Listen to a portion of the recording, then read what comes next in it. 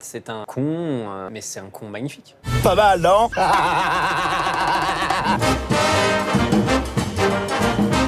Adoré les deux premiers OSS. J'ai vécu ça comme une claque de comédie, de me dire un film et une saga qui se donne autant de mal en DA, en cinéphilie, en référence, en lumière, en jeu, en écriture. Jean-François Alain, qui est là aujourd'hui avec nous, scénariste qui est génial, qui a ce décalage d'écriture, pour, au milieu de tout ça, faire des grosses conneries.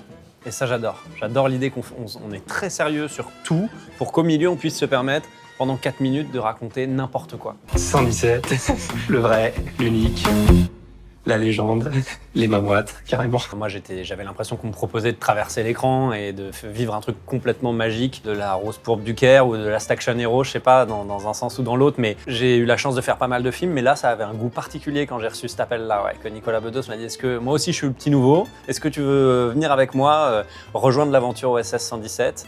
On part au Kenya et tout machin, j'étais là, mais c'est dingue quoi. Et je me rappellerai toujours la première fois que j'ai vu Jean, et je suis arrivé sur le plateau, il avait son smoking, impeccable, dans un décor magnifique, d'une espèce de palais de dictateur, tout trop beau, la lumière trop beau, il avait déjà la connerie dans l'œil, le petit sourcil relevé, il est venu me voir, il m'a dit « Bonjour Serge ».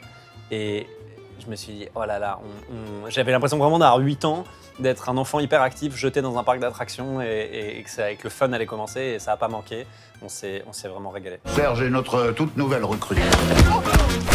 Je me rappelle, oui, à 30 ans. Comment ça? L'écriture de Jean-François Alain, puisqu'avait fait Michel Hazanavicius, qui est remarquable, c'est évidemment une charte et des codes.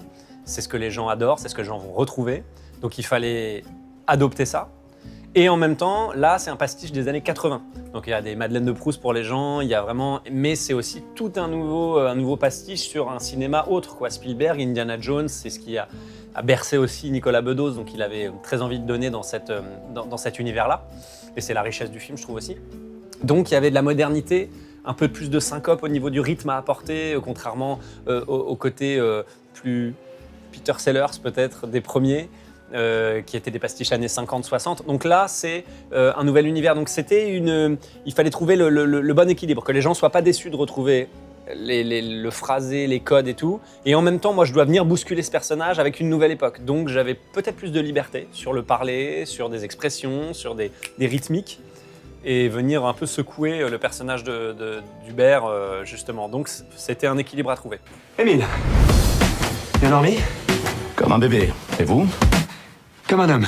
Évidemment, la comédie, c'est de la musique c'est du rythme. Donc c'est inévitable que si on veut vraiment que ça fonctionne, tu peux pas avoir le même rythme, quoi. La Chèvre, le Dîner de con, c'est toujours des rythmiques différentes dans des duos pour que ce soit vraiment excitant et vraiment kiffant pour le spectateur. Donc très naturellement c'est venu, et comme je pense que tous les deux on est fous de comédie avec Jean, très naturellement quand il faisait bah moi je faisais pip, et inversement je pense qu'en fait c'est de la musique qui se trouve instinctivement. J'adore Peter Sellers parce que il marie deux choses que j'aime beaucoup, le timing et de la poésie. Et ça, c'est un truc moi, qui me parle beaucoup en humour. Chaplin, Buster Keaton, Peter Sellers, j'aime beaucoup, je crois, cet effet qui n'est pas que de la vanne ou que de la comédie, du happening et tout. Et que quand ça se marie à de la poésie, je trouve que ça atteint des sommets. Pour moi, c'est un niveau artistique, de création artistique qui est sous-estimé même, en fait, je trouve. Alors Chaplin maintenant oui, mais même De Funès en fait, il y a une poésie chez De Funès.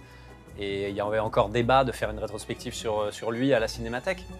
Mais quel débat, Allez-y, faites ce que fait De Funès, créez une œuvre comme ça. Moi je souhaite que vous soyez à la Cinémathèque si vous savez faire des choses comme ça, c'est remarquable. La comédie est toujours sous-évaluée et un peu sous-cotée.